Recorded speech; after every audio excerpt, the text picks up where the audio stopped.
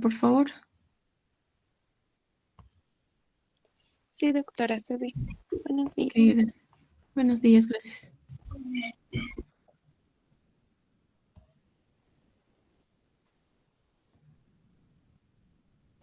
Ok.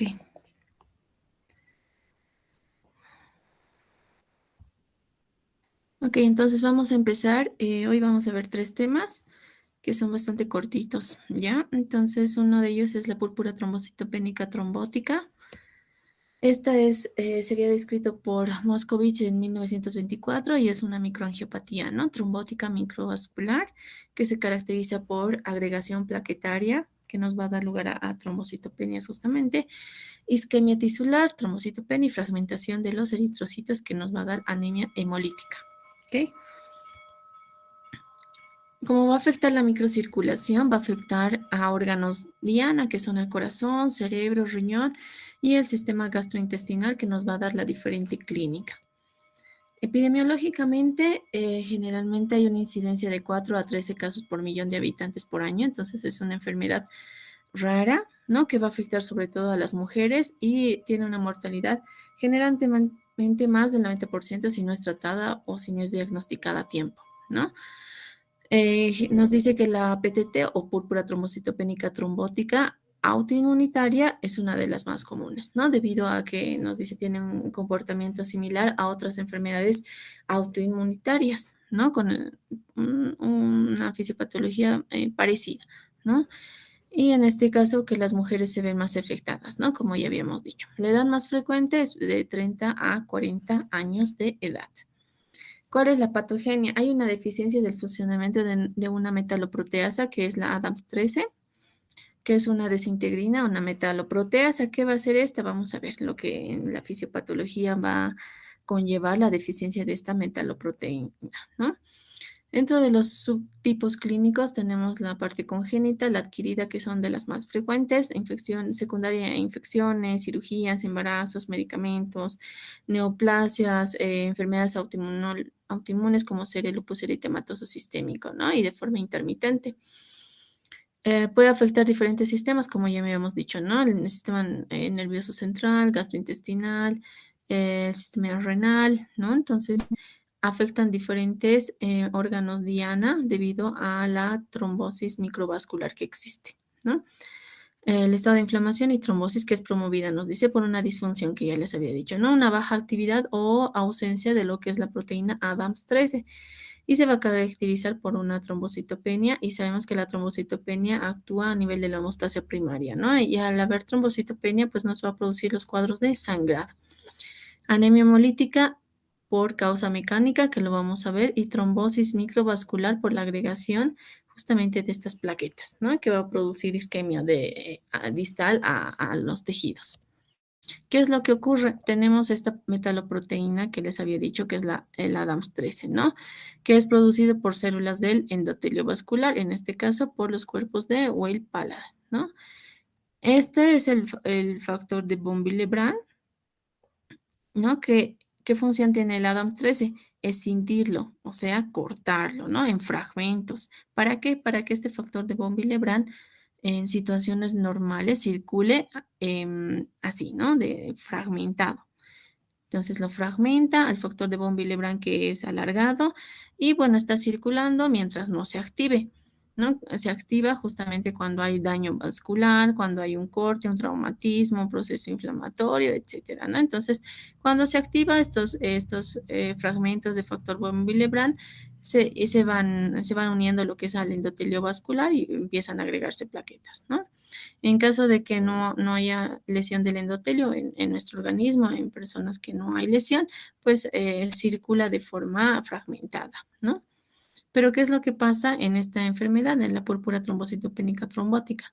Al haber deficiencia o ausencia de lo que es esta metaloproteasa, no hay quien escinda, o sea, quien corte, ¿no? Quien fraccione este factor von Willebrand. Por lo tanto, es alargado, como ustedes pueden observar. ¿Y qué hace justamente? Que hace que las plaquetas se empiecen a agregar, ¿no? De forma inusual. Entonces empiezan a agregar más y más plaquetas y ocurre lo que es el secuestro plaquetario, ¿no? Y de igual manera aquí tenemos el endotelio vascular, Tenemos el factor de von Willebrand, que les dice que es largo, ¿no? Que se fragmenta gracias a esta metaloproteasa y circula en forma de multímeros, ¿no? Del factor de von Willebrand. Normalmente así tendría que circular. Cuando hay deficiencia por causa ya congénita o adquirida o por causa de alguna formación de autoanticuerpos contra esta metaloproteasa, disminuye o hay ausencia de este ADAM13, ¿no? Entonces, les dije que este factor de von Willebrand pues está alargado, ¿no? Y al estar alargado, como ustedes pueden observar, aquí tenemos el endotelio, tenemos el factor de von Willebrand que están alargados y se van agregando lo que son las plaquetas. En este caso, las plaquetas son los de color amarillo, ¿no? Entonces, van y van agregándose y más plaquetas, ¿no? Hasta tratar de obstruir lo que es el vaso sanguíneo, ¿no? Y va a producir isquemia tisular, ¿no? Es por eso que estas enfermedades se llaman microangiopatías, ¿no? Porque hay oclusión del vaso, ¿no? Hay microtrombos justamente por la agregación de estas plaquetas, se forman microtrombos, ¿no? Y producen isquemia tisular y de ahí es que dan toda la clínica, ¿no? ¿Qué pasa con los glóbulos rojos? Los glóbulos rojos al pasar por este sitio, que está casi ocluido, estos glóbulos rojos al tratar de pasar por este sitio se rompen, ¿no? Se fraccionan, se fragmentan y es ahí que nos dan los esquistocitos en el frotis de sangre periférica, como podemos ver, ¿no? Como casquitos que son fragmentos de los glóbulos rojos, ¿no? Rotos, destruidos al pasar, al tratar de pasar eh, este, eh, este sitio, ¿no? Donde tenemos los microtrombos, porque hay oclusión del vaso, ¿no? Gracias a la formación de estos microtrombos. Entonces, hay una anemia hemolítica, pero más mecánica, ¿no? Por el paso de los glóbulos rojos que se van destruyendo. Entonces, ahí se explica justamente la anemia hemolítica, ¿no? Pero mecánica, microangiopática, por la destrucción, por el paso de estos glóbulos rojos y la destrucción, ¿no? Entonces es más de causa mecánica.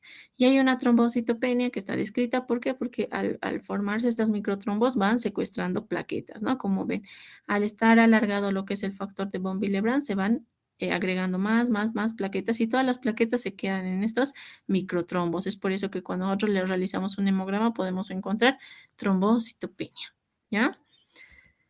Entonces, va a haber factores predisponentes, fármacos, procesos inflamatorios, infecciosos, etcétera, enfermedades autoinmunes por la formación de autoanticuerpos que va a dar déficit, ¿no? Hemos dicho de este ADAMS 13, ¿no? Que va a haber la formación de microtrombos que ya les he explicado, ¿no? Porque este factor de von Willebrand se va a mantener alargado y va a permitir la agregación plaquetaria, ¿no? Al haber eso, va a haber secuestro de plaquetas, entonces nos va a dar trombocitopenia, ¿no?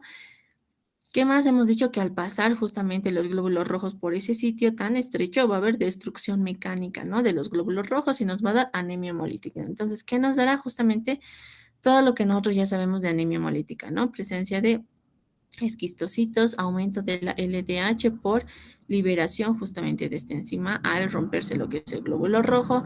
Podemos encontrar trombocitopenia por secuestro, que ya les dije, anemia obviamente por la destrucción de estos glóbulos rojos, aumento de la bilirrubina indirecta y una prueba de Coombs negativa, ¿no? Va a haber isquemia distal a los trombos. Debido a la agregación de las plaquetas va a haber disminución de la luz, ¿no? Del vaso y va a producir isquemia y nos puede producir fallo multiorgánico, ¿no? Es una microangiopatía trombótica, por eso se le llama, ¿no? Donde puede afectar a nivel del sistema nervioso central y nos puede dar alteraciones neurológicas, nos puede dar isquemia cardíaca, nos puede dar insuficiencia renal aguda, ¿no? Y por último, la muerte, ¿no? Si es, por eso tiene una tasa de mortalidad más del 90% si es que esta no es diagnosticada y tratada a tiempo. ¿Cuál va a ser la clínica de la púrpura trombocitopénica trombótica? Ya se había descrito que iba a haber una pentada, ¿no? Nos va a dar fiebre, trombocitopenia, anemia microangiopática, que es una anemia hemolítica, ¿no? Mecánica sobre todo, hallazgos neurológicos y fallo renal, ¿no? Esta es la pentada que generalmente nos producen estos pacientes por la deficiencia de ADAMS 13. ¿Cómo vamos a hacer el diagnóstico? Vamos a solicitar un hemograma Y en el hemograma, ¿qué vamos a tener? Presencia obviamente de anemia, trombocitopenia, ¿verdad? El frotis de sangre periférico es muy importante porque vamos a ver esta morfología, ¿no? Fragmentos de glóbulos rojos destruidos, ¿no? Y si hay en un mayor porcentaje, ya no estaríamos sospechando de una anemia microangiopática, ¿no? Una anemia hemolítica. Entre las más frecuentes de este grupo, pues la púrpura trombocitopénica trombótica, que es esta enfermedad.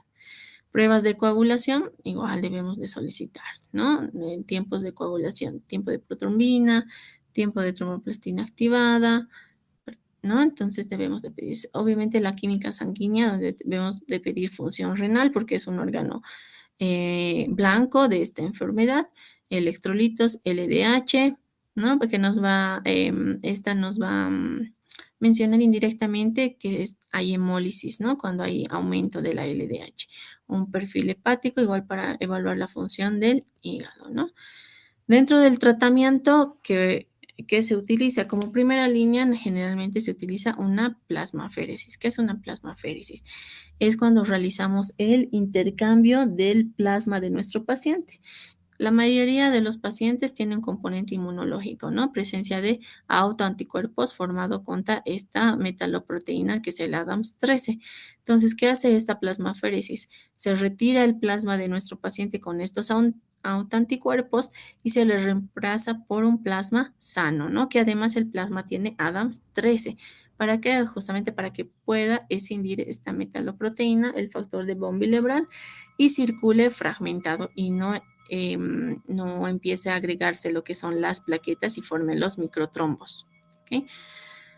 También se ha utilizado el rituximab, aparte los corticoides, ¿no? Siendo que puede tener una enfermedad, es una enfermedad que puede tener un componente inmunológico, entonces utilizamos también corticoides a la par, ¿no? Rituximab es un anticuerpo monoclonal que actúa contra el CD20, ¿no? Que es un marcador que se encuentra en los linfocitos B, que estos son productores de anticuerpos, ¿no? Y el caplacizumab, que es otro medicamento que se ha utilizado en los últimos tiempos, justamente que coadyuva a lo que es la escisión del factor de von Willebrand, ¿no? Pero en general lo que utilizamos sobre todo es la plasmaféresis, como les digo, el recambio del plasma por otro plasma que contenga este ADAMS13, ¿no? Y retirar la mayor cantidad de anticuerpos cuando tiene componente inmunológico, ¿no? Cuando sabemos que nuestro paciente, si nosotros le realizamos este procedimiento, está respondiendo. Cuando hay aumento del recuento de las plaquetas, ¿no? Entonces, por más de 100,000, más de 150,000, que ya sabemos el valor normal, que es de 150,000 a 450,000, ¿no? Entonces, tenemos que ver incremento de las plaquetas, ¿no? Entonces, dentro de los rangos ya normales. Obviamente, una disminución de la LDH que nos va a decir que ya no hay destrucción de lo que son glóbulos rojos, ¿no? Entonces, indirectamente nos va a decir esto. Por eso es que tenemos la remisión clínica, que es una respuesta, nos dice, sostenida, donde se mantiene más de 30 días después del cese de la plasmaféresis, ¿no? Cuando nosotros le realizamos el procedimiento de plasmaféresis, debemos esperar que estos valores de normalización de plaquetas se mantengan, ¿no? Más de 30 días. La exacerbación, la disminución del recuento de plaquetas con aumento de la LDH y necesidad de reiniciar, ¿no? La terapia de plasmaféresis dentro de los 30 días posteriores a la interrupción después de notar una respuesta clínica inicial, ¿no? Y recaída, pues cuando ya vemos, ¿no? El recuento de las plaquetas que nuevamente ha disminuido, ¿no? Menor a 100,000, que ya tenga datos clínicos, ¿no? Y bueno, ya evidenciamos que hay disminución de la cuantificación del ADAMS13, ¿no? Para hacer el diagnóstico, de igual manera tenemos de cuantificar el ADAM13, la actividad de esta metaloproteína que tiene que estar menor del 10%. Y la PTT refractaria cuando pues hay una trombocitopenia que ya es persistente, ¿no? En recuentos de plaquetas menos de 50,000. Y LDH de igual manera elevada, ¿no? Entonces las catalogamos en estas respuestas. Después nos pasamos al síndrome hemolítico urémico. Esta la van a ver de seguro en pediatría. Tiene características similares, ¿no? Que como el PTT también es una microangiopatía, Es una enfermedad que va a estar caracterizada justamente por fracaso renal agudo, de igual manera por trombocitopenia y anemia hemolítica microangiopática, ¿no?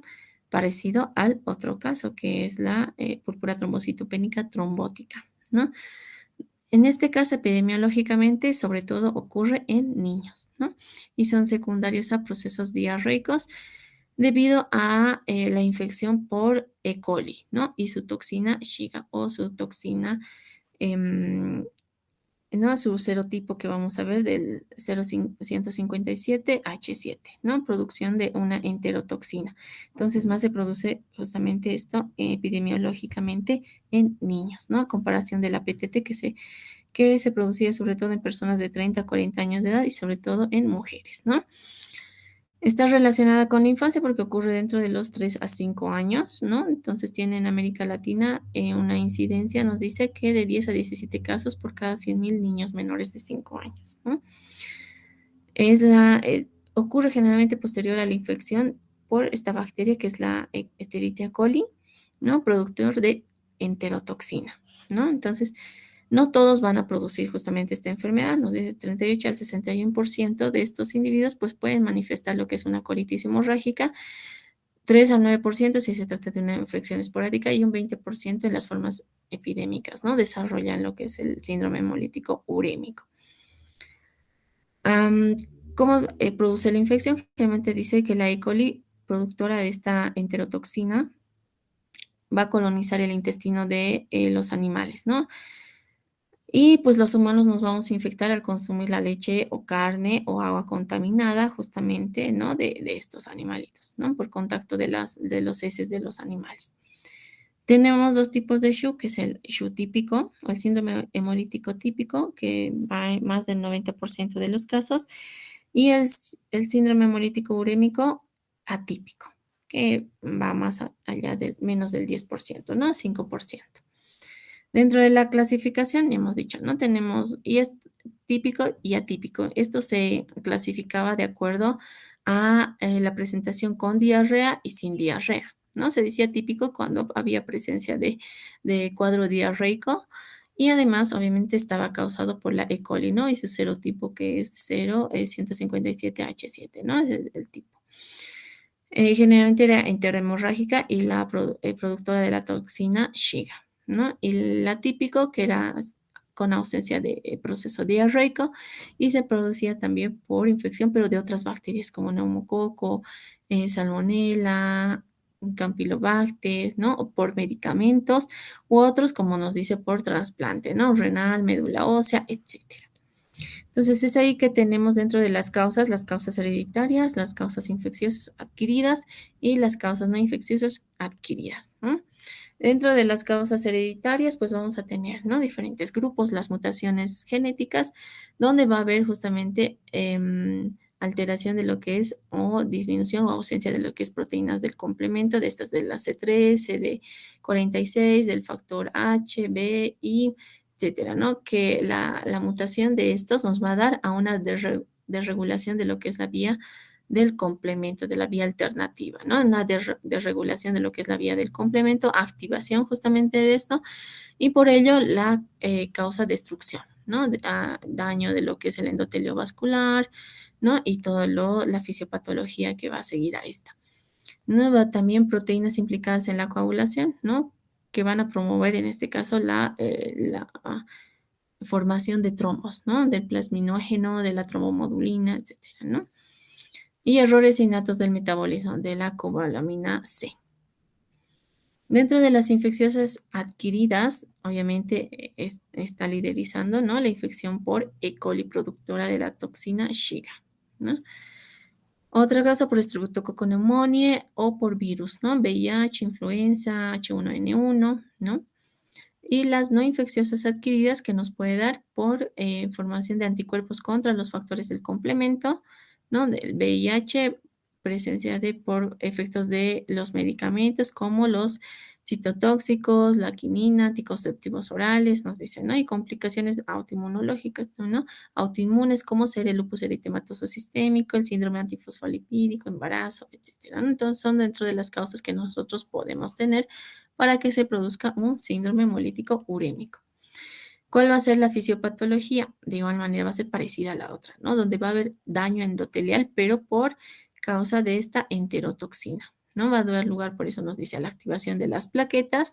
Con la consecuente va a haber lesión del endotelio a causa de esta enterotoxina, va a haber activación de lo que es las plaquetas y se van a empezar a agregar, ¿no? Van a empezar a agregarse las plaquetas en el endotelio, van a ocluir lo que es el vaso sanguíneo. De igual manera, los glóbulos rojos, al tratar de pasar por este sitio, donde hay agregación plaquetaria, disminución de la luz del vaso, entonces estos glóbulos rojos se van a destruir, dando lugar a los esquistocitos, ¿no? Entonces, de igual manera va a haber una anemia hemolítica, pero de causa mecánica, ¿no? De causa mecánica, porque estos glóbulos rojos van a ser destruidos y van a causar justamente estos trombos, de igual manera, igual que la púrpura trombocitopénica trombótica, obstrucción, ¿no? De la luz vascular y por lo tanto isquemia tisular, ¿no? De los órganos diana, ¿no?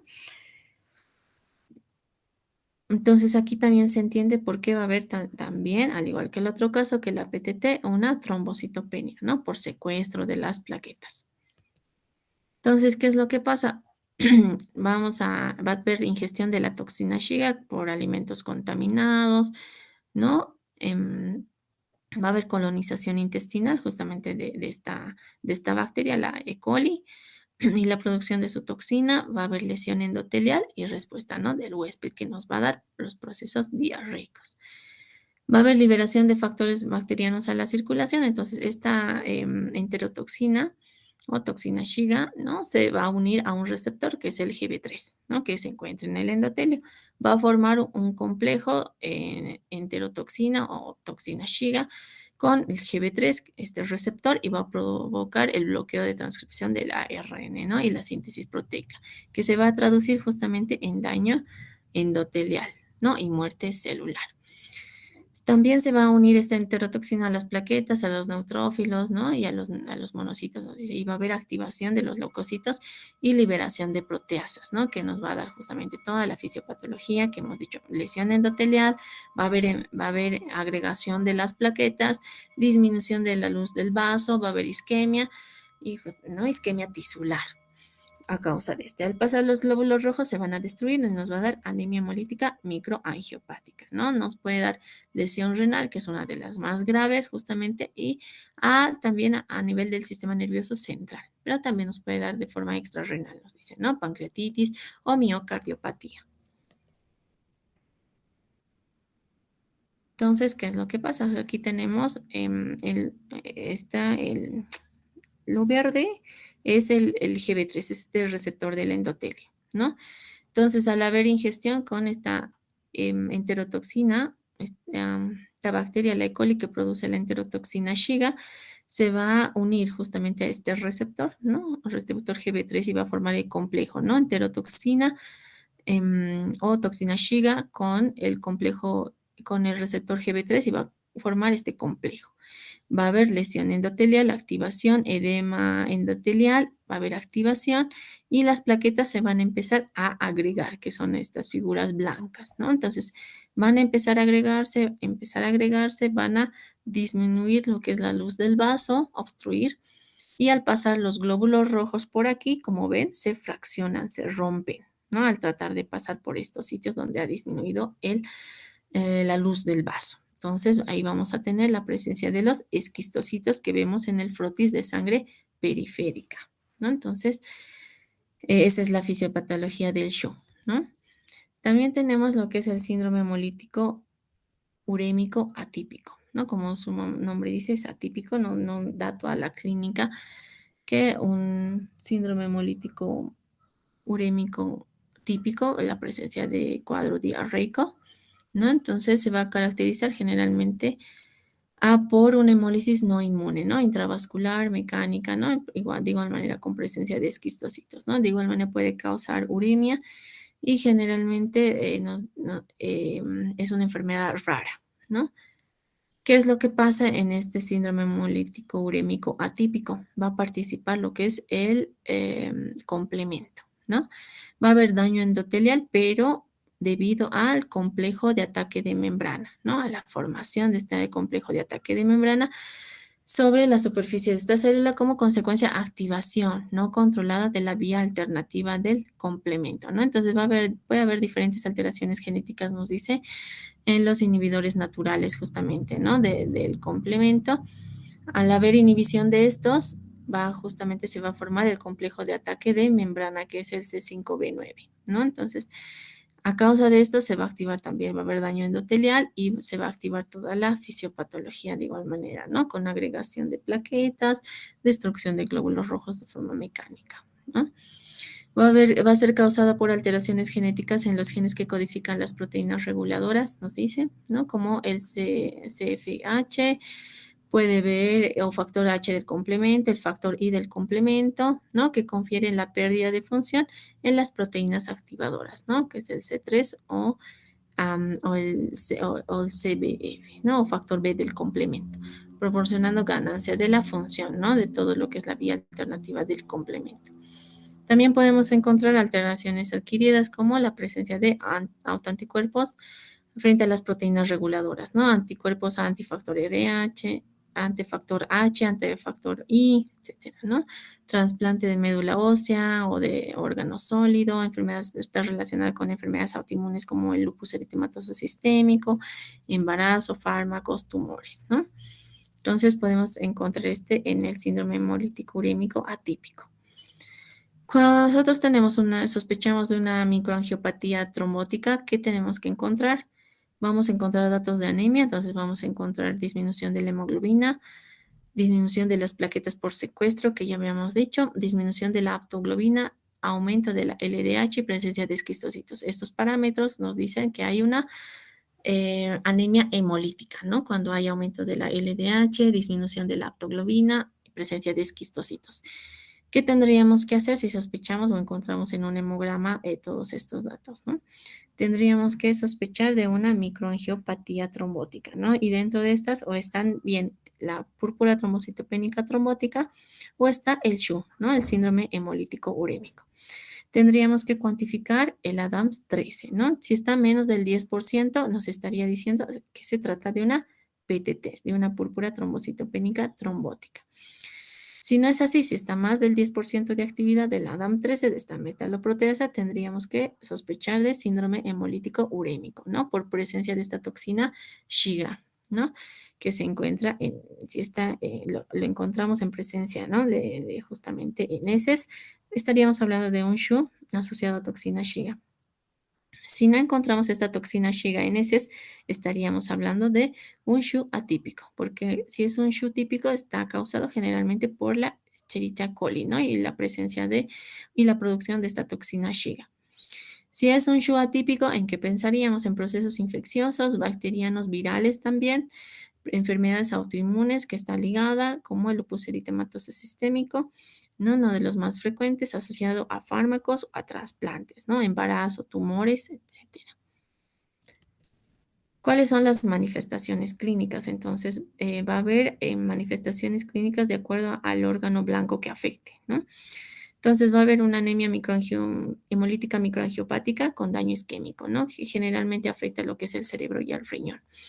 Podemos tener cuadros de trombocitopenia y cuadros de sangrado, ¿no? También, ¿no? Y podemos encontrar una aptoglobina normal, ausencia de esquistocitos que no pueden descartar la enfermedad. También podemos encontrarlos, ¿no? Cuando hay afectación cerebral, ¿qué podemos encontrar? Convulsiones, podemos encontrar alteración del nivel de conciencia, podemos encontrar ictus isquémico, hemorrágico, ¿no? O en su forma más leve nos dice que podemos encontrar cefalea, visión borrosa, ¿no? Que está presente en el 10 al 30% de los casos, nos dice. Y también podemos encontrar una afectación renal que nos puede dar lugar a falla renal aguda, incluso que puede requerir en algún momento diálisis, ¿no? En mayor porcentaje va a haber datos neurológicos, ¿no? en un 49% nos dice. ¿Qué puede presentar nuestro paciente? Con función, ictus, convulsiones, encefalopatía, ¿no? Después podemos tener em, datos clínicos del sistema cardiovascular, ¿no? Trombosis arterial, y hemos visto, ¿no? Que al haber agregación de las plaquetas va a formar microtrombos, ¿no? En los vasos que puede provocar isquemia tisular. Trombosis arterial, hipertensión, estenosis vascular, infarto de miocardio. El sistema gastrointestinal, que puede haber colitis, dolor abdominal, pancreatitis, esto se va en el 51% de los casos, ¿no? Náuseas, vómitos, gastroenteritis y presencia de diarrea, ¿no? De cuadros diarreicos, cuando generalmente se trata de un SHU típico, ¿no? Asociado a la presencia de esta bacteria, la infección por E. coli y la presencia de la toxina Shiga, ¿no? Y 50% nos dice, más del 50% pueden progresar a lo que es una insuficiencia renal, ¿no? Que puede incluso necesitar reemplazo, ¿no? Renal con diálisis. Nos dice pues que dentro del cuadro del curso de la enfermedad, es más frecuente en niños, hemos visto menos de 5 años, que el dato clínico más frecuente es el cuadro diarreico, ¿no? Pero de todos estos, nos dice que más del 80% pues tienen una resolución espontánea, ¿no? Y solamente el 15% nos llegaría a ser un síndrome hemolítico urémico. También tenemos manifestaciones clínicas extrarrenales, ¿no? Entonces, ¿qué podemos tener en este caso? Gangrena digital, podemos tener estenosis o trombosis de las arterias cerebrales, estenosis de arterias extracerebrales como subclavia, carótida, vertebrales, infarto agudo de miocardio, isquemia retiniana, ¿no? Alteraciones del sistema nervioso central, ya hemos visto, ¿no? Desde leves como cefalea, visión borrosa, hasta graves como convulsiones, ictus, ¿verdad? Podemos tener todas estas manifestaciones clínicas en nuestros pacientes. ¿Cómo hacemos el diagnóstico? Obviamente tenemos que establecer el diagnóstico de una microangiopatía trombótica, ¿no? Y tenemos que buscar la causa. Para establecer el diagnóstico de una microangiopatía trombótica, tenemos que, obviamente, solicitar un hemograma primero. Tenemos, ¿qué encontraríamos? Encontraríamos anemia, encontraríamos disminución de las plaquetas, ¿no es cierto? Dentro de la química sanguínea, obviamente vamos a ver un incremento de la lactato deshidrogenasa por hemólisis, hiperbilirrubinemia predominio indirecto, disminución de una aptoglobina, ¿no? Entonces vamos a encontrar eso, un CUMS directo, generalmente que es negativo. Y cuando hacemos un frotis de sangre periférica, ¿qué vamos a encontrar? Estos fragmentos de glóbulos rojos que son los esquistocitos, ¿no? Algo muy característico. Podemos hacer una dosificación del ADAM13 para ver la actividad. Si está menor al 10%, y estaríamos hablando de una PTT, ¿no? Si vemos la actividad más del 10%, tenemos que sospechar de un SHU. Y para averiguar si nuestro paciente tiene la toxina Shiga, que podemos pedir un coprocultivo o un PCR, ¿no? Para determinar esta toxina, la toxina Shiga, ¿no? Ahí ya empezamos a ver la causa, ¿no? Entonces, para ver la causa y cuando está relacionada a enfermedades autoinmunes, solicitamos laboratorios de inmunología, ¿no? Básicas. ANA, anti-DNA, C3, C4, ¿no? Podemos pedir anticuerpos anti-beta-glicoproteína, anticoagulante lúpico, ¿no? Podemos pedir para investigar alguna enfermedad autoinmune que esté relacionada con esta enfermedad. No hemos dicho el embarazo también es una causa, entonces tendremos que pedir un test de embarazo. Enfermedades virales también, pediremos serología, ¿no? Entonces podemos solicitar todos estos estudios que nos va a ayudar a evaluar si estamos frente a una microangiopatía trombótica y también a evaluar la causa. Entonces, ¿cómo hacemos el diagnóstico? Cuando nosotros encontramos anemia hemolítica microangiopática, cuando encontramos trombocitopenia y cuando encontramos injuria renal, ¿no? Hemoglobinas, obviamente vamos a tener anemia, un CUMS negativo, un frotis de sangre periférica. Aquí vemos los esquistocitos, ¿no? Que son fragmentos de glóbulos rojos. Hiperbilirrubinemia indirecta, aumentada, descenso de lo que es la aptoglobina, reticulocitosis e incremento de la LDH, ¿no? Entonces debemos solicitar un hemograma completo, frotis de sangre periférica, química sanguínea para evaluar función renal, un examen general de orina, coprocultivo, ¿no? O PCR para detectar la toxina Shiga, y lo que nos va a servir, ¿no? Para confirmar nuestro diagnóstico. ¿Cómo hacemos el tratamiento? Generalmente es tratamiento de soporte, ¿no? Entonces, fluidoterapia es bastante importante, más cuando se relacionan con cuadros diarreicos, ¿no? Y obviamente evaluar la función renal y de igual manera tratar la falla renal aguda y evitar que llegue a una diálisis, ¿no? Renal. Tratamiento de los trastornos hematológicos tenemos que evaluar, ¿no? Si nuestro paciente está con trombocitopenia, tendremos que evaluar si su paciente, obviamente no le vamos a transfundir en este caso plaquetas, porque si nosotros le transfundimos plaquetas, todas esas plaquetas van a ir aún más a añadirse a esas, la formación de microtrombos, ¿no? Entonces tenemos que evaluar el riesgo de sangrado de nuestro paciente por la trombocitopenia por consumo o por secuestro, mejor dicho, y la anemia hemolítica, ¿no? Que es más mecánica la destrucción de estos glóbulos rojos. Y el tratamiento de las complicaciones, ¿no? Lo más riesgoso es la falla renal aguda, en este caso. Y tenemos en los casos de las anemia, el síndrome hemolítico urémico atípico, que hemos visto que está relacionado con la vía alternativa del complemento. Tenemos este medicamento que es el eculizumab, que es un anticuerpo monoclonal que bloquea el C5, ¿no? Parte del complemento. Entonces, al bloquear la activación, ¿no? del C5, va a inhibir lo que es la formación del complejo de ataque de membrana, que es lo que produce destrucción o la activación, ¿no? Del complemento, ¿no? Y no va a producir lisis de la célula endotelial como tal.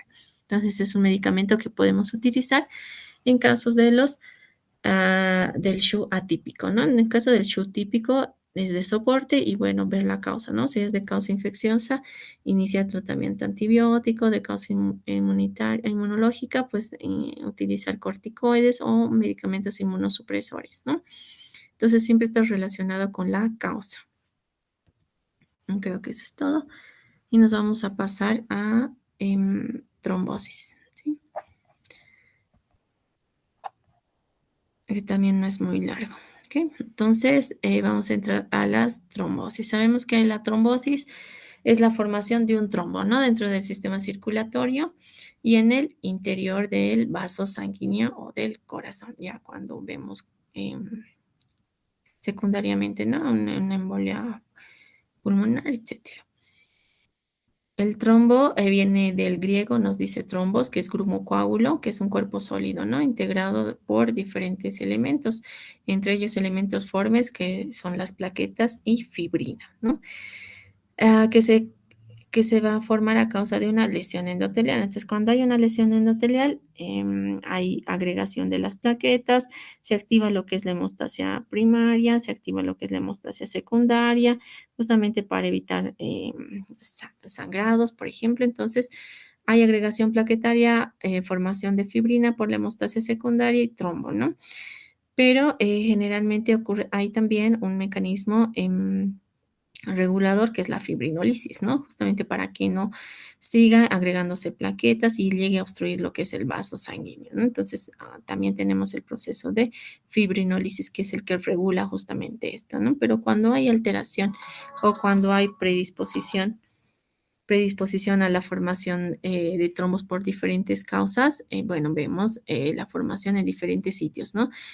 Más frecuentes en miembros inferiores, sí tenemos factores de riesgo asociados dentro de la triada de Virchow, ¿no? Pero si es de causa hereditaria congénita por la deficiencia o presencia de factores procoagulantes, tenemos la formación de trombos en lugares poco habituales como ser trombosis en venas esplénicas, ¿no? Cava, etcétera, ¿no? Entonces, venas de grandes calibres, sitios poco habituales, ¿no? Entonces, vamos a ver cada una de ellas también.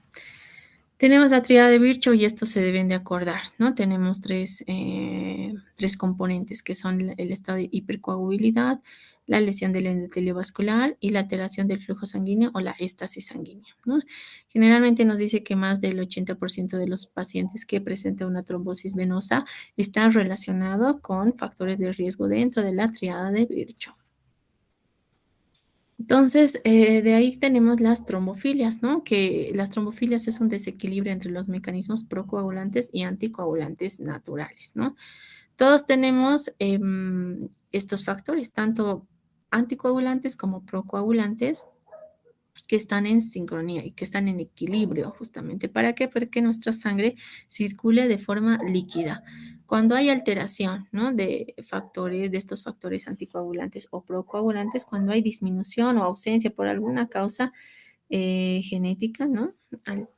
Disminución de la antitrombina 3, disminución de la proteína C, disminución de la proteína S, tenemos tendencia a formación de coágulos porque no tenemos estos anticoagulantes naturales, ¿no? Entonces, tenemos la tendencia de formar coágulos, ¿no?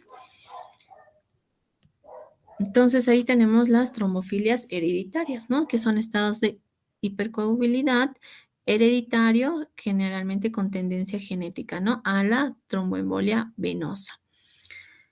Generalmente se dan por mutaciones del factor 5 de Leiden, como ven ahí, mutación del gen de la protrombina, deficiencia de la proteína C, deficiencia de la proteína S, deficiencia de la antitrombina 3, ¿no? Podemos tener y que nos van a dar estados de hipercoagulabilidad hereditario, ¿no? Generalmente en un mayor porcentaje podemos encontrar la mutación del factor 5 de Leiden, pero estas son trombofilias hereditarias, ¿no?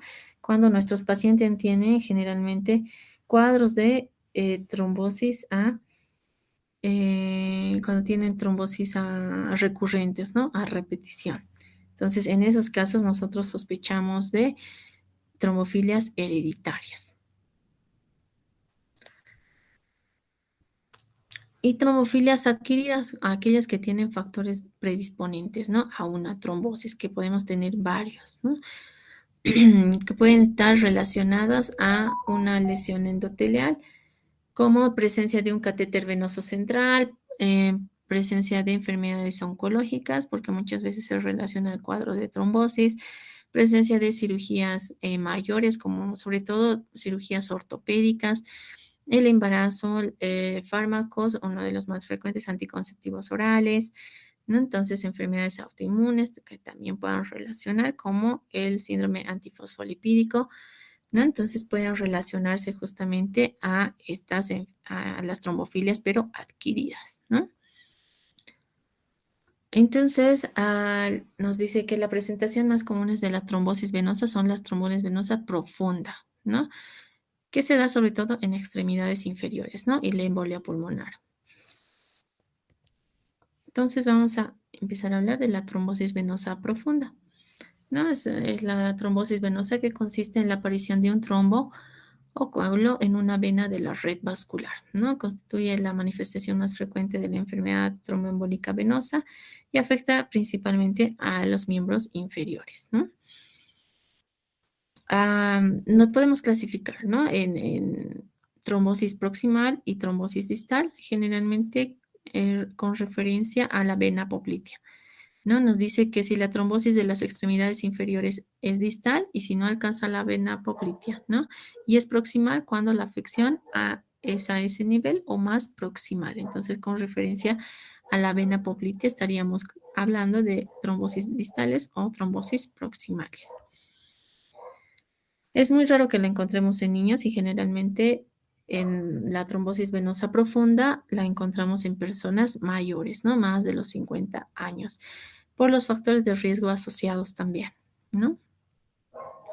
Entonces, la trombosis distales generalmente encontramos en un 50%, nos dice, de las TBP y generalmente son asintomáticas, ¿no? Y aproximadamente el 90% de las embolias pulmonares, como ya sabemos, pues provienen generalmente de una TBP en miembros inferiores, ¿no? Es por eso que cuando reconocemos a nuestro paciente, cuando tenemos factores de riesgo asociado, debemos de anticoagular, ya sea de forma profiláctica, ¿no? Justamente para evitar una tromboembolia pulmonar, ¿no? Un TEP.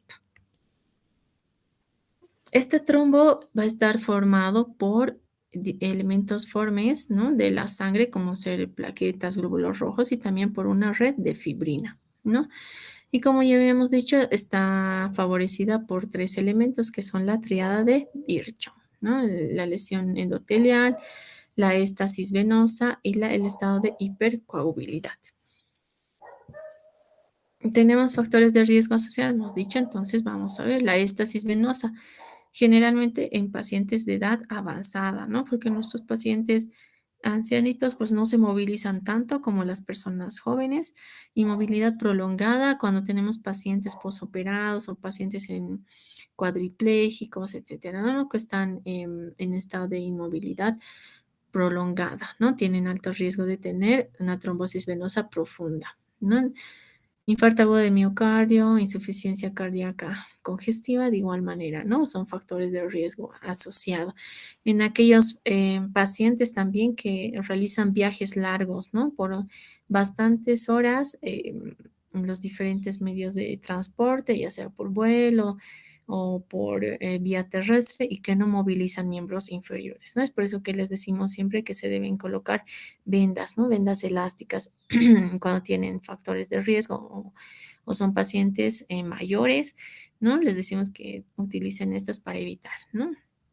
La formación de justamente trombos, ¿no? También tenemos el síndrome de hiperviscosidad asociado a esto, como podemos tener la eritrocitosis, que lo vemos muy frecuentemente en la consulta y más en nuestros pacientes en la altura, ¿no? Que es un factor predisponente para esta. Al haber mayor viscosidad de la sangre por aumento de los glóbulos rojos, también disminuye el flujo sanguíneo, ¿no? Entonces estaríamos en una estasis venosa que también es factor predisponente de la formación de trombosis. Por eso que a nuestros pacientes con eritrocitosis les damos de forma profiláctica aspirina, ¿no? Aspirina, ácido acetilsalicílico en bajas dosis, 100 miligramos, de forma profiláctica para que no forme lo que es trombos, ¿no? En miembros inferiores. Dentro de la injuria o lesión endotelial podemos tener, ¿no? Catéter, instalaciones de catéter venoso central, es por eso que pueden presentar trombosis cerca a los sitios de instalación, ¿no? De catéter venoso central. Aquellos traumas, cirugía de cadera o rodilla, que son las cirugías que más frecuentemente dan, ¿no? En la formación de trombos, ¿no? Entonces, pueden estar muy relacionados a esto. Y el estado de hipercoagulabilidad como tal, podemos tener en cáncer, en el uso de anticonceptivos orales, en el embarazo, procesos sépticos y las trombofilias, y trombofilias hereditarias sobre todo, ¿no? Por mutación del factor 5 de Leiden, deficiencia de proteína C, proteína S, antitrombina 3, ¿no? Que son factores o anticoagulantes naturales que nosotros tenemos, ¿no? Al haber disminución o ausencia de estos, tenemos un estado de hipercoagulabilidad. Obviamente que ya cuando nuestro paciente nos refiere que ya ha tenido un cuadro trombótico previo, este va a ser un factor importante para que nuestro paciente tenga nuevamente una trombosis venosa profunda recurrente, ¿no? Entonces tenemos que evaluar, ¿no? Si la tasa de recurrencia de nuestros pacientes. Obviamente, si es continua la recurrencia de los cuadros trombóticos, debemos de sospechar de una trombofilia hereditaria, ¿no? Y ahí debemos de solicitar dosificación o cuantificación de la proteína C, proteína S, antitrombina 3, factor 5 de Leiden, etcétera, ¿no? Y más si es en sitios poco habituales, ¿no? Debemos de sospechar de una trombofilia hereditaria. Cuando tenemos neoplasias, bueno, esta nos da estados de hipercoagulabilidad, ¿no? Porque debido a la producción de sustancias con actividad procoagulante, como el factor tisular y el procoagulante del cáncer, ¿no? Que va a activar toda la cascada de coagulación justamente y podemos tener la formación de los trombos, ¿no? De los coágulos. Generalmente ocurre en el 15% de estos pacientes, entonces muchas veces la presencia de cuadros trombóticos es el primer dato clínico para sospechar de neoplasias, ¿no? Cuando estamos en pacientes, sobre todo adultos, y nuestro paciente tiene cuadros de trombosis, debemos de descartar que sea una causa neoplásica, ¿no? Debemos de pedir marcadores tumorales, etcétera, ¿no? Generalmente están asociados, nos dice, con enfermedades, ¿no? Como cáncer pancreático muchas veces, ¿no? Entonces, o también en pacientes en el momento de justamente el riesgo de trombosis venosa. En estos pacientes nos dice que suele ser mayor, ¿no? Durante la hospitalización inicial, obviamente, o en momentos del diagnóstico, también cuando nuestros pacientes han iniciado ya quimioterapia, ¿no? Entonces, generalmente a estos pacientes a la par les damos tratamiento anticoagulante, ¿no? Profiláctico, si es que no ha formado algún trombo ya, para darle dosis terapéutica. Y si está con un proceso neoplásico, muchas veces les damos, ¿no? Una anticoagulación profiláctica justamente por esto, por el estado de hipercoagulabilidad, ¿no? Que puedan tener los pacientes con un proceso neoplásico. Se relaciona más con qué, con cáncer de pulmón en un mayor porcentaje, en el 17%, con páncreas en el 10%, colon y recto 8%, riñón 8% y próstata en el 7%, ¿no? Entonces están más relacionados, nos dice, con este tipo de cáncer, la formación de trombosis venosa profunda. Las cirugías, como ya les había mencionado, pues hay lesión endotelial, obviamente, que puede desencadenar, ¿no? La formación de trombos, sobre todo con cirugías ortopédicas, ¿no? Cirugía mayor o neurocirugías, nos dice. Entonces, de ahí que tenemos los pacientes de bajo riesgo, de riesgo moderado y de riesgo alto. Tenemos los pacientes de bajo riesgo cuando son menores a 40 años y cuando requieren anestesia, pero menor a 30 minutos, ¿no? Y nos dice que sin profilaxis, pues el riesgo de que nos haga una trombosis venosa proximal, pues generalmente es inferior al 1%, ¿no? Un riesgo moderado se cataloga cuando los pacientes tienen más de 40 años y que van a requerir anestesia general más de 30 minutos, ¿no? Y que tienen factores de riesgo, uno o más factores de riesgo asociado. Sin profilaxis nos dice que nuestros pacientes pueden tener un riesgo de trombosis venosa proximal del 2 al 10%, ¿no? Y los pacientes de alto riesgo son aquellos pacientes de igual manera más de 40 años de edad que se van a someter a cirugías por alguna enfermedad oncológica o cirugías mayores como cirugías ortopédicas, ¿no? Que duren más de 30 minutos y tienen factores de riesgo ya asociados y el riesgo de trombosis obviamente es mayor, ¿no? Del 10 al 20%. De igual manera nos menciona ahí, ¿no? Los pacientes de riesgo bajo, riesgo moderado, riesgo alto, ¿no? Y los de mayor riesgo. ¿Cuáles son los sitios de trombosis? Pues en general todos, ¿no? Entonces los podemos catalogar de forma proximal, ya les dije, en base a la vena poplitea, ¿no? Los que es proximal y distal, ¿no? Entonces tenemos también venas superficiales y ahí tenemos lo que llamamos las varices, ¿no? Las telangiectasias que podemos encontrar ¿no? Venas reticulares, lo que le llamamos, o arañas vasculares, gran vena safena por encima de la rodilla, gran vena safena por debajo de la rodilla, vena safena menor o venas no safenas, ¿no? Y lo que más ocurre justamente en mayor porcentaje es en las venas profundas, ¿no? Vena cava inferior, vena ilíaca común, ilíaca interna, ilíaca externa, las femorales, ¿no? La común, la profunda, la poplitea, ¿no? Que son sitios muy frecuentes justamente de trombosis venosa profunda, ¿no? Y venas perforantes ahí tenemos, ¿no? También podemos tener las cuadros de trombosis, ¿no? ¿Cuál va a ser la presencia de presentación clínica de estos pacientes? Podemos tener presencia de dolor, ¿no? Que puede ser espontáneo o a la palpación, nos dice, de la extremidad afectada. Como pueden ver ahí, podemos tener edema, cambio justamente en la coloración, ¿no? Los datos de Celsius, podemos tener aumento de calor, rubor, dolor, podemos tener en esta extremidad aumento de lo que es la temperatura local, aumento del volumen, si nosotros vemos ahí como en esa imagen, ¿no? la diferencia del volumen, ¿no? De ambos miembros inferiores y vemos que ahí uno está más rojo, está más brillante, ¿no? Entonces, son los datos clínicos que nosotros podemos encontrar en un paciente con trombosis venosa profunda, porque una trombosis arterial es totalmente diferente, ¿no? Es más justamente agudo, presencia de dolor, palidez en la extremidad, etcétera, y es una emergencia, ¿no? El paciente tiene que ser sometido a diferentes procedimientos, ¿no? Puede ser quirúrgico, puede ser con fármacos, ¿no? Que nos ayuden a la degradación inmediata del trombo. Tenemos signos y estos ustedes los realizan continuamente en las historias clínicas. Cuando hacen una historia clínica en el examen físico, siempre realizamos estas maniobras, ¿no? Y lo describimos cuando em, tenemos el área de extremidades, ¿no? Hacemos el signo de Homans y el de Olof, ¿no? El de Homans nos dice que es el dolor que se origina en la pantorrilla o en el tendón de Aquiles con la dorsiflexión del pie, ¿no? Cuando la pierna está extendida. Y el de Olof cuando es el dolor causado por la compresión de los músculos de la pantorrilla. Entonces, estas dos maniobras ustedes siempre las realizan.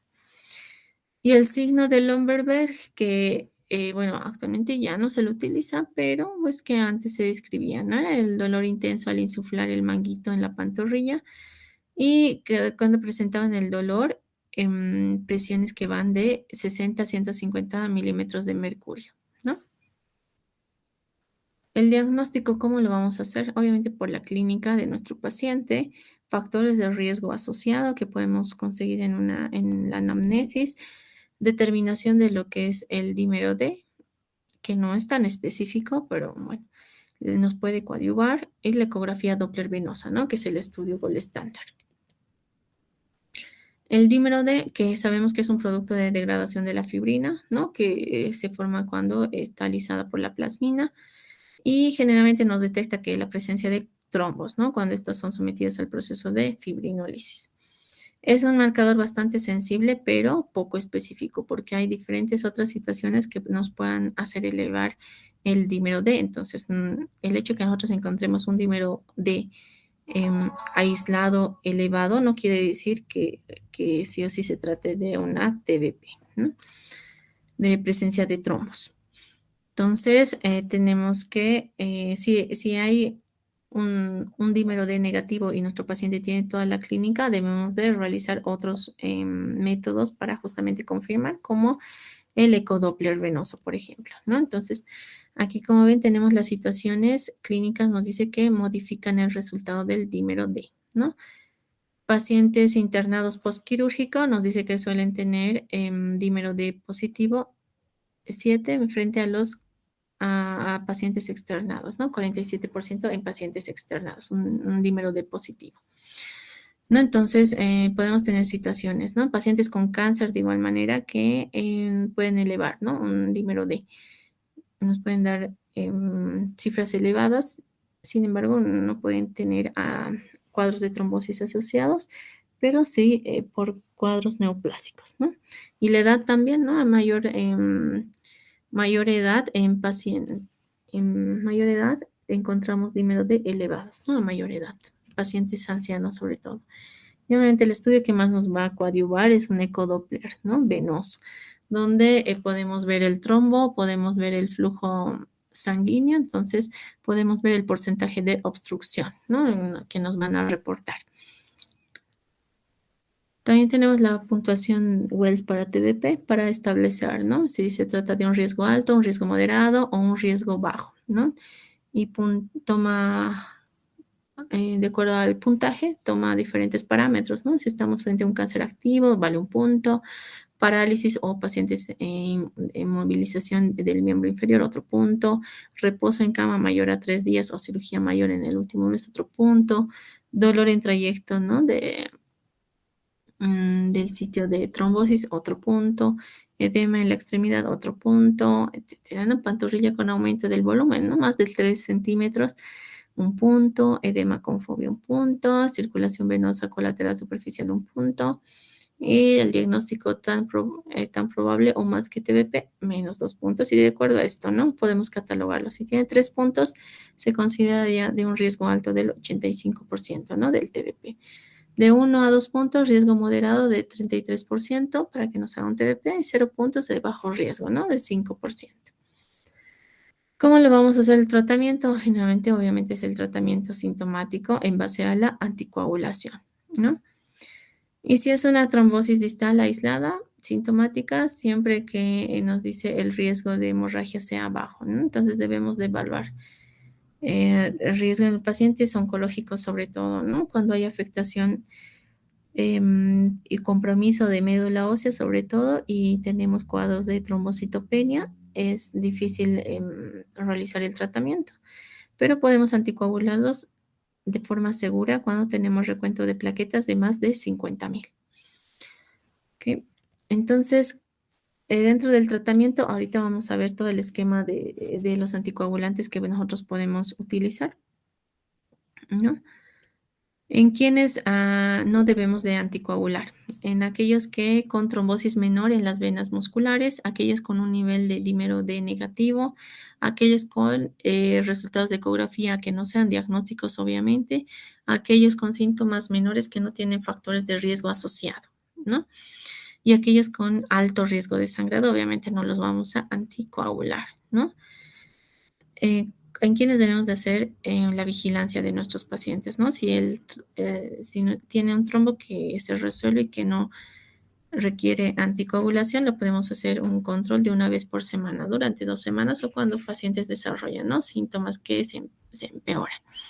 Si observamos la extensión del trombo a venas proximales en los pacientes, ¿no? Tienen que ser obviamente anticoagulados o con un filtro de vena cava si tiene contraindicaciones de anticoagulación. Si el trombo se extiende hacia las venas proximales, pero permanece, ¿no? En la pantorrilla, el sitio de trombosis, podemos anticoagularlos, ¿no?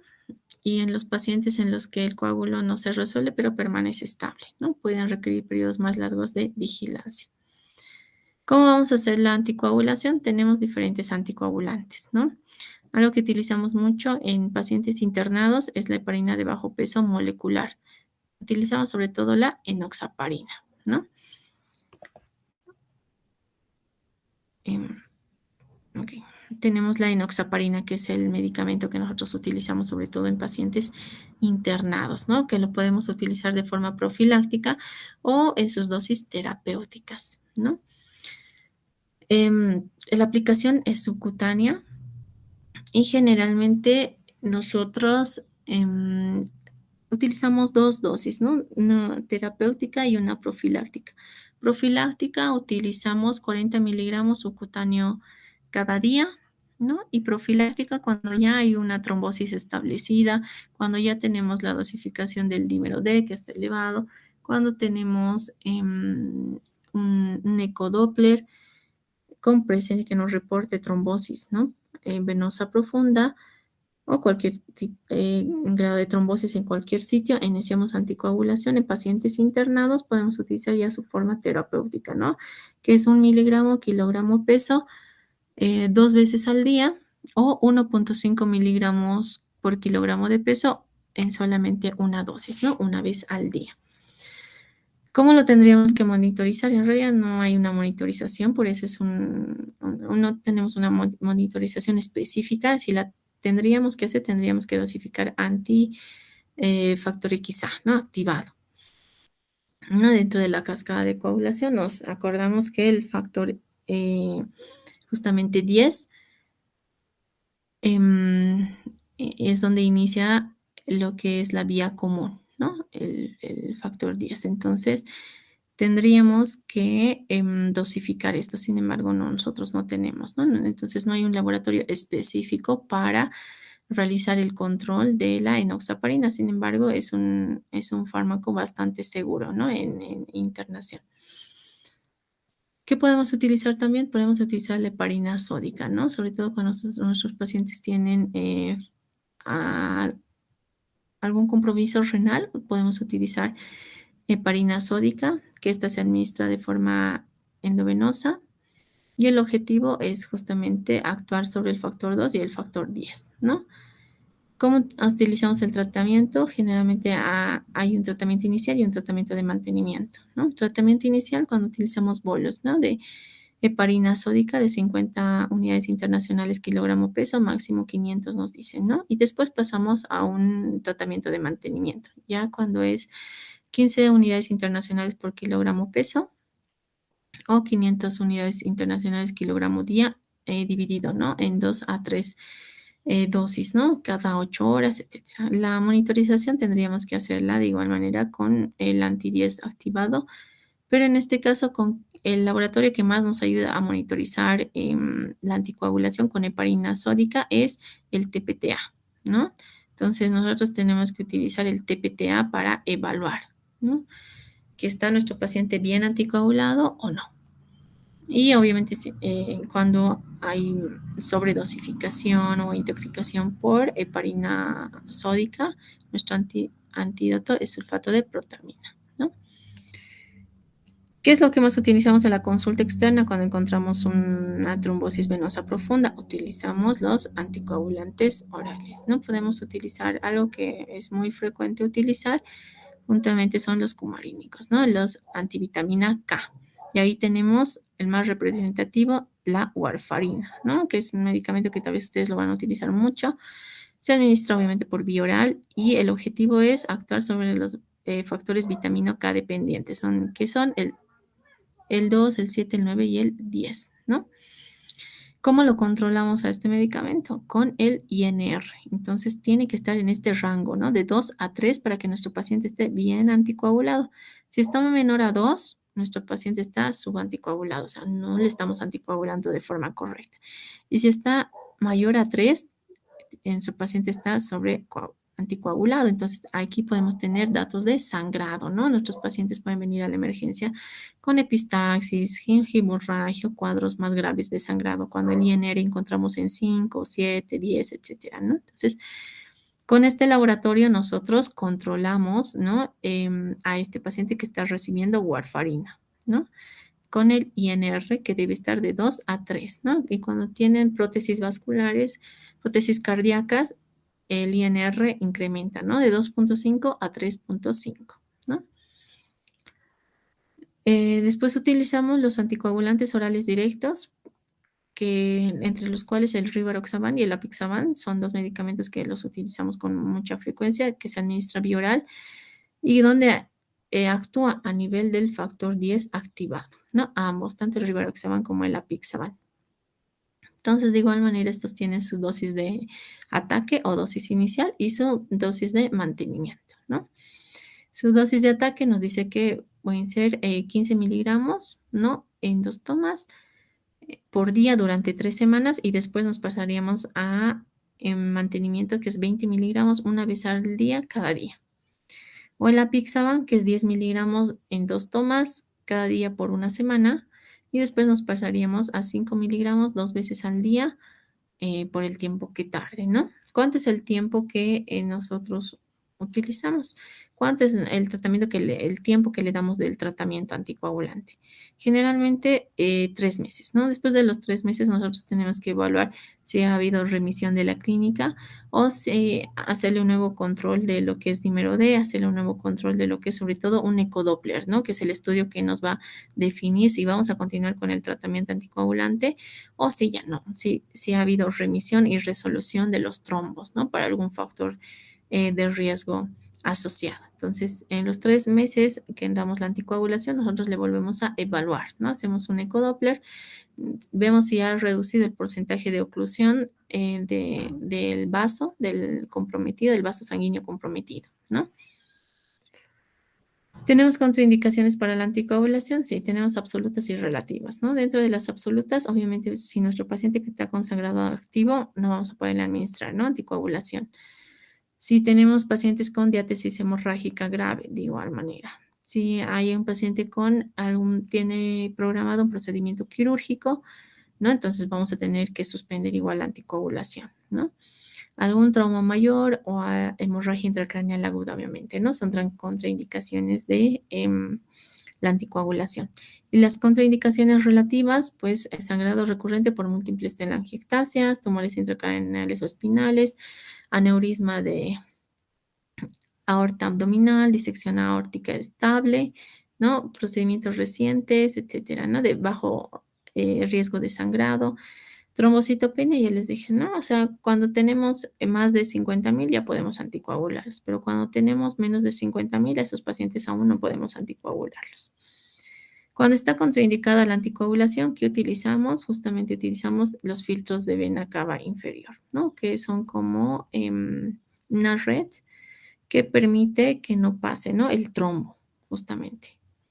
Entonces, podemos utilizar esto en pacientes donde tenemos contraindicado lo que es la anticoagulación, ¿no?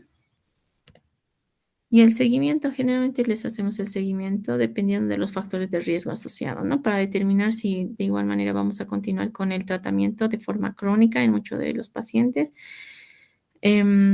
o aquellos pacientes que tienen una trombofilia hereditaria, por ejemplo, si hay deficiencia de proteína C, proteína S, antitromina 3, estos pacientes van a requerir de por vida, ¿no? Anticoagulación a largo plazo, ¿no? Entonces debemos de evaluar, pasados los 3, 6 meses debemos de evaluar, ¿no? Si la anticoagulación ha sido eficaz, hacer un nuevo ecodoppler y ver, ¿no? Si vamos a continuar con la anticoagulación o no, o si hay factores de riesgo asociados. Creo que eso es todo. No sé si tienen alguna pregunta.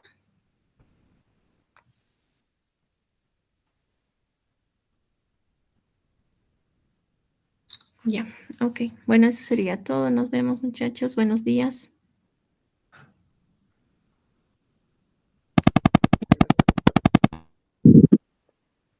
Hasta luego, Hasta doctora, gracias. luego. Hasta luego, doctora, gracias. Hasta luego.